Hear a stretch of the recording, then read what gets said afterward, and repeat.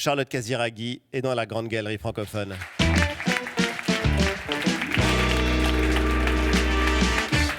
Bonjour Charlotte et bienvenue. Je vous présente le public de passionnés d'art et toute la bande. Il y a ce livre qui vient de paraître, La Fêlure, chez Julliard.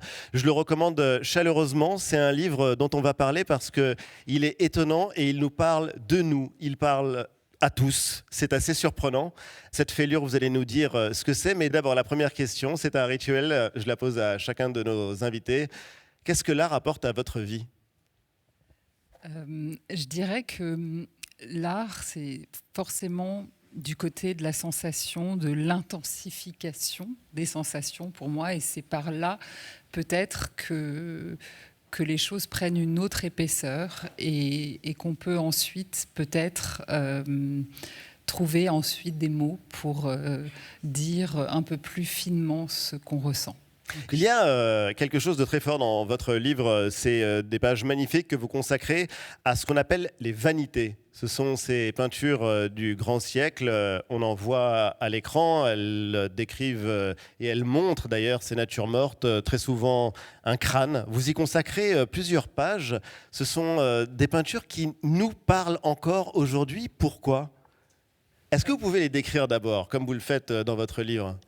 Vous voyez sur le tableau, il y a donc une fleur qui représente quelque part une forme de beauté éphémère, le sablier qui évidemment représente le temps qui passe, et puis le crâne qui est posé au milieu, qui est pour rappeler cette réalité de la condition humaine que nous sommes voués. Évidemment, la finitude. À finir. À redevenir poussière et que quelque part tout ce que nous chérissons, tout ce que nous trouvons charmant et agréable, finalement à côté de ce crâne apparaît comme du vide. Donc le mot vanité veut dire qui est empli de vide. Et c'est assez frappant d'ailleurs que vous en parliez. Vous avez connu le monde de la vanité avec les couvertures de magazines, avec des images qui sont loin, très très loin de ce que vous montrez de vous, de ce que vous racontez de vous dans ce livre. Et donc c'est quelque chose qui est toujours présent. Ce ne sont pas que des vieilles toiles qu'on trouve dans des musées. Non, je crois que ça nous dit quelque chose de très actuel et qu'il le sera toujours, que l'homme a besoin de se divertir, a besoin de se distraire et du coup de placer, en tout cas d'investir des objets, des images qui quelque part le détournent de cette pensée qui serait trop insupportable. Vous avez besoin de divertissement ? Je crois qu'on en a tous besoin. Non, parce que vous parlez un peu gravement depuis le tout début de l'émission. Oui, peut-être parce que je suis un peu émue de parler de mon livre. Et donc, oui, je parle un peu gravement, mais je crois qu'on a vraiment tous besoin aussi de ne pas être que dans la contemplation de notre finitude. Donc, est-ce que vous avez... quand on voit ce tableau, par exemple, qui est quand même ancien, c'est dingue de se dire que l'art, même quand il est ancien, en fait, il parle toujours du présent. Ça résonne toujours avec notre époque. Et je me demande si vous, dans votre vie, Charlotte Casiraghi, vous avez plus besoin de beauté que de friction pour avancer. Quand vous voyez ce tableau, est-ce que ça vous dérange ou est-ce que vous trouvez ça beau ? Je crois qu'on n'est pas obligé de choisir. Je crois que justement, c'est ça qui est fort dans un tableau, c'est qu'il y a de l'ambiguïté. On peut trouver ça beau et dérangeant à la fois. On peut vivre les deux en même temps. Donc je crois qu'il n'y a pas à choisir l'un ou l'autre. Et justement, l'idée, c'est pas de dire non, c'est pas bien de se divertir, c'est pas bien d'aimer les beaux objets. C'est de pouvoir penser les deux en même temps, finalement. Et ce qui est assez formidable, c'est que vous décrivez la fêlure, vous parlez des vanités auxquelles vous consacrez un chapitre, et pourtant vous êtes un personnage solaire. Vous avez grandi à Saint-Rémy-de-Provence, et c'est une commune du sud de la France, c'est la ville de Vincent van Gogh.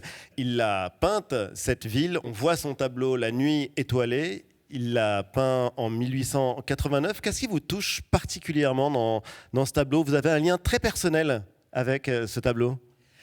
Parce que c'est vrai que ce tableau, il l'a peint depuis la fenêtre de sa chambre, qui était au cloître de Saint-Paul, où il était interné. Et c'est vrai qu'ayant grandi à Saint-Rémy-de-Provence, c'est un endroit où souvent je me promenais à cheval. Donc c'est un paysage qui a marqué mon enfance. Et ce tableau est assez incroyable parce que c'est un moment de grande souffrance pour Van Gogh et en même temps, il y a quelque chose d'éblouissant dans ce tableau, quelque chose de presque mystique. Et donc, il y a cette tension entre la folie et la création et où il y a aussi quelque chose d'éclatant. Il y a quelque chose d'éclatant, toujours cette tension avec la folie. Vous venez de publier votre premier livre, donc La Fêlure. C'est un livre en hommage à l'immense écrivain américain Francis Scott Fitzgerald et une nouvelle qui porte d'ailleurs ce même titre, La Fêlure. On en porte tous une en nous de fêlure. Vous donnez l'image d'un morceau de cristal dans ce livre. Le cristal le plus pur, malgré tout, il contient toujours quelque chose comme une fêlure. Qu'est-ce que ça dit de nous ? Quelque part, je crois que la fêlure est ce point où nous sommes plus fragiles et que c'est par là que nous pensons, que nous aimons, que nous nous détruisons aussi. Mais c'est un endroit qui est souvent caché, que parfois les autres voient et que nous ne voyons pas. Donc c'est toujours... ou inversement d'ailleurs. Voilà, ou que parfois nous sommes seuls à pouvoir le ressentir. Justement, en fait, vous vous autorisez, vous le faites de manière extrêmement pudique. Margot a adoré le livre et on va en parler dans un instant justement de cette fêlure, parce qu'au fond, elle nous parle à tous. Je le répète vraiment, c'est assez frappant. C'est un livre sur la condition humaine, davantage qu'une confession ou comme un récit purement autobiographique. Et on va continuer à découvrir votre passion pour l'art, Charlotte Casiraghi. Mais pour le moment, et comme chaque semaine, la bande de la Grande Galerie francophone fait le tour de l'actualité artistique. C'est la claque de la semaine.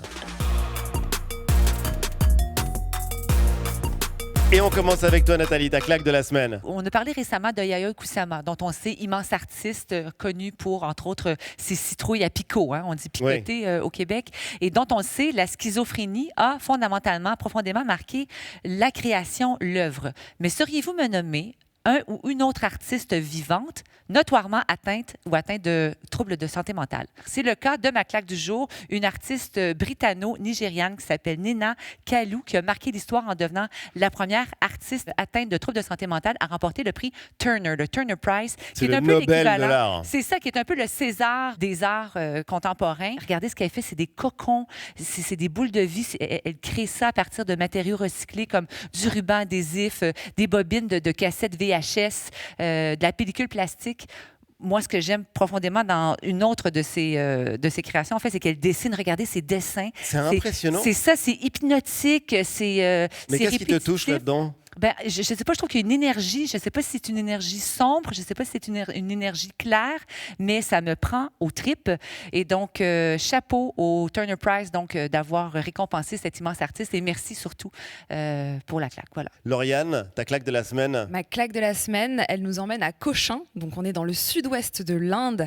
Ça se passe dans un ancien entrepôt portuaire changé pour l'occasion en salle d'exposition avec des œuvres d'Artik Adam ou Marina Abramovic, notamment. Mais moi, j'ai flashé sur une œuvre en particulier. Ce sont celles-ci, ces dômes de terre dans lesquels on peut rentrer. Et en fait, c'est une architecture faussement fragile, puisque ça tient très très bien. L'œuvre s'appelle Madame Moumou Boumi Boumi de l'artiste Dineo Sechi Bobap. Et en fait, elle nous demande d'imaginer un monde avant l'exploitation des sols, avant la vitesse, avant la colonisation. Qu'est-ce que ça pourrait être? Dans quoi est-ce qu'on habiterait? Peut-être qu'on habiterait dans des maisons comme ça. On rentre à l'intérieur de ces sculptures immersives et on en ressort normalement changé. Elle prône un monde qui est beaucoup plus naturel, beaucoup plus organique. C'est une œuvre monumentale mais sans arrogance, et ça change. Et la proposition, elle est simple mais radicale. Et si l'avenir passait par une autre mémoire du monde, moi ça m'a absolument bluffé. Et si je peux retourner en Inde l'année prochaine pour la Biennale, je le ferai. Merci Lauriane. Et on ira avec toi. Margot, ta claque de la semaine? Moi, j'ai un coup de cœur pour Vincent Munier. Vincent Munier, c'est un photographe animalier extraordinaire, qui est connu dans le monde entier, qui est originaire des Vosges. Et Vincent Munier, il pratique l'affût.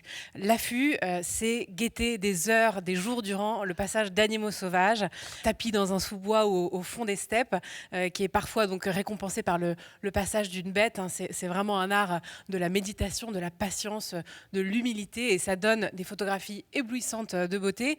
Vincent Munier, vous le connaissez peut-être pour La Panthère des Neiges, qui était son documentaire, exactement, avec Sylvain Tesson. Il partait à la recherche de cette panthère dans les montagnes tibétaines. Il avait eu un César en 2022 pour ça. Il y a eu Le Chant des forêts en salle il y a quelques semaines, pareil, extraordinaire. Il retournait dans la forêt vosgienne de son enfance. Voilà, et toutes ces photos qu'il a tirées aussi pendant le tournage de ce film sont exposées aux Beaux-Arts de Strasbourg. Donc si vous avez raté le film, allez-y. Il nous donne à voir un monde sauvage qui vacille et qui est fragilisé par la présence humaine, et il nous donne envie de le protéger. Merci. Sylvestre, ta claque de la semaine. Lauriane, accepterais-tu de partager cette claque avec moi? Qu'est-ce que c'est? Je pense que c'est une plaisanterie. C'est une bague et une proposition. Ah, c'est une proposition, c'est ma claque donc, et effectivement c'est une bague de Quentin Pontonnier.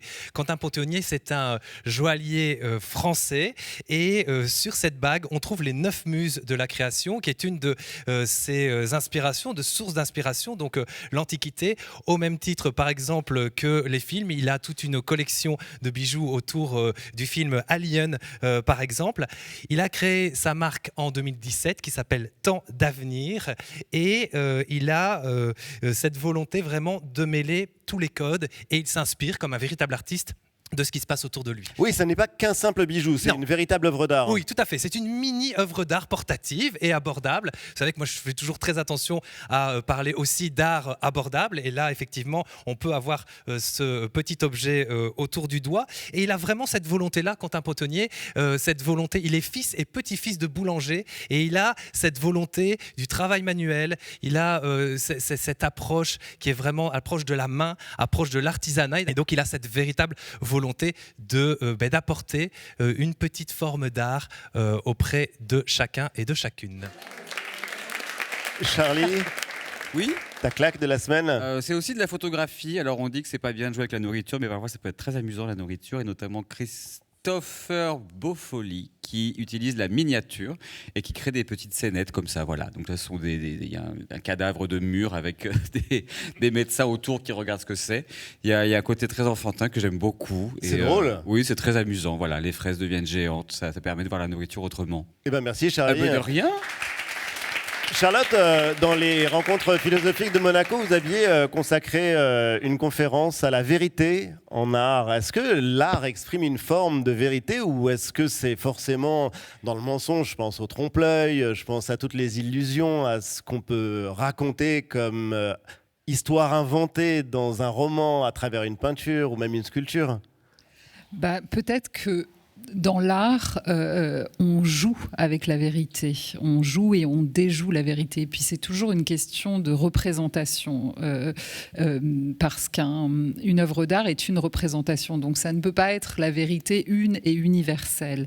Et peut-être que ce qui est important, c'est d'être dans ce décalage, de ne pas être... Quel décalage ? Dans le décalage de se dire qu'il n'y a pas forcément toujours une vérité valable pour tous, et d'avoir conscience quelque part de cette multiplicité des points de vue et des rapports à la vérité. Alors le point de vue, justement, il en est question dans La Fêlure. Vous citez le grand philosophe Gilles Deleuze et vous parlez de ligne de fuite. La ligne de fuite, c'est inséparable des arts plastiques, ça fait référence à la perspective, mais la ligne de fuite dans un tableau, ça dit aussi quelque chose de nous et de notre condition ? La ligne de fuite, c'est effectivement une ligne qui s'échappe, une perspective, et c'est exactement... C'est ce qui donne la profondeur dans un tableau, par exemple. Exactement, et ça, quelque part, il y a quelque chose que Deleuze nous dit dans ce concept de ligne de fuite. C'est pas la fuite au sens d'une forme de lâcheté où on voudrait tout prix s'échapper. Non, c'est une manière de de prendre un autre chemin hors des sentiers battus, et que la fêlure, ce qui tremble en nous, ce qui a craqué, nous oblige à nous engager dans une autre perspective et quelque part de quitter son identité de départ pour se réinventer. Donc, Vous y arrivez? je ne sais pas. Non, mais vous essayez. En tout cas, voilà. Non, mais vous le savez, on vous assigne Oui, à une identité. Oui. En tout cas, le monde vous regarde et vous définit ou vous fige. Oui, c'est peut-être ça qui est derrière le livre aussi. C'est un moment, ce livre est peut-être aussi une fêlure quelque part dans cette identité bien balisée, bien définie, dans laquelle on peut se sentir enfermé, et que tout ce qui a pu constituer peut-être des points de fragilité sont aussi à partir de ces endroits-là qu'on peut réinventer autre chose. Et se libérer. Oui. Margot? Oui, moi j'ai adoré votre livre et je voudrais vraiment encourager les gens à le lire. C'est vrai que c'est un peu un ovni à la frontière du traité, du roman et de l'essai, et que c'est tout ça à la fois. Et c'est vraiment un genre très français qui est l'impression, le croquis. Et vous commencez ce livre en disant: on m'a souvent réduite à une image de papier glacé. Et donc vraiment, ça pose d'emblée la question de, voilà, derrière ces images, qui est Charlotte Casiraghi? Pourtant, il ne faut pas y chercher de scoop, il ne faut pas y traquer de confession. C'est un livre qui suggère, mais qui n'impose rien. C'est vraiment un guide pour le lecteur, pour mieux se comprendre. Il y a des fragments de votre vie, c'est vrai, mais vous les mêlez aux fragments de vie d'auteur dont le destin a vraiment résonné avec le vôtre. Et vous cherchez à tout nous transmettre. Pourquoi ça vous a donné des sensations physiques très intenses, ces lectures? Et ce que vous avez trouvé chez tous ces fêlés, un peu comme vous, il y a Fitzgerald, on l'a dit, Cesare Pavese, mais il y a aussi des femmes, beaucoup de femmes. Marguerite Duras, George Sand, Colette, et on devine en filigrane vraiment un objet, c'est la fêlure du corps féminin. Ce corps qu'on abîme d'exigences, ce corps qui est mis à l'épreuve lors de la maternité, ce corps le vieillissement, qui peut disjoncter quand on subit des abus sexuels et qu'on se noie dans l'alcool comme Duras, ou qu'on vieillit et qu'on ne peut plus lutter contre le vieillissement comme Colette. Mais chez toutes ces femmes, et sans doute chez vous aussi, on sent que ces fêlures sont devenues un sanctuaire, que finalement il y fait presque bon vivre, et que c'est une ouverture par laquelle passe la lumière. Et je trouve que c'est vraiment la leçon de ce livre, et ce qui fait que c'est puissant, surtout pour une femme, à lire. Voilà. Merci. Je suis obligée de rebondir là-dessus, Margot. Déjà, c'est... Peut-être que vous connaissez déjà, je vais citer un de nos grands artistes canadiens, auteur, compositeur, interprète, Leonard Cohen, qui a dit une phrase célèbre qui m'accompagne dans mon quotidien et qui fait écho donc à ce que tu as dit, Margot, et à votre livre. Il y a une fissure en toute chose, c'est ainsi qu'entre la lumière. Donc, il faut embrasser cette lumière. C'est exactement ça. Ouais. La fêlure, c'est ce qui vous touche, ce qui nous touche également. Vous êtes allée, Charlotte Casiraghi, à la rencontre de jeunes femmes hospitalisées pour des troubles du comportement alimentaire, par exemple. Vous en parlez dans le livre. Et puis, vous leur avez lu des textes d'une écrivaine américaine extraordinaire, une très très grande figure devenue légendaire. Maya Angelou, c'est une figure considérable du mouvement pour les droits civiques aux États-Unis. Et c'est par ce texte tiré de ses lettres à ma fille que vous décidez de vous adresser à elle pour la première fois. Est-ce que vous voulez bien nous le lire, ce texte-là? Le voici.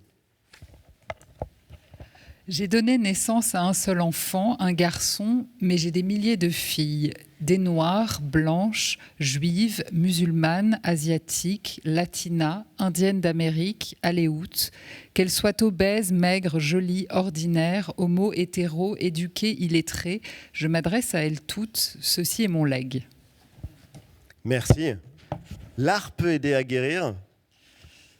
Alors, c'est toujours cette question de la guérison ou de la réparation. Oui, de la guérison, de la réparation, de la thérapie. Le livre ne dit pas, en tout cas, je ne crois pas qu'on peut avoir la prétention de guérir, et je n'ai pas la prétention par le livre de dire que la littérature ou l'art peut nous guérir. Je crois que ce que peut, en tout cas, la littérature, c'est faire en sorte que les mots puissent charrier à nouveau quelque chose d'affectif, que ce soit de la douleur, que ce soit de la douceur, que ce soit des affects qui, quelque part, recirculent dans les mots et nous redonnent peut-être, en tout cas, l'envie de parler, d'investir le langage de nos émotions et de sublimer ensuite peut-être nos blessures. Mais je crois que c'est surtout un espace de rencontre avec ses affects.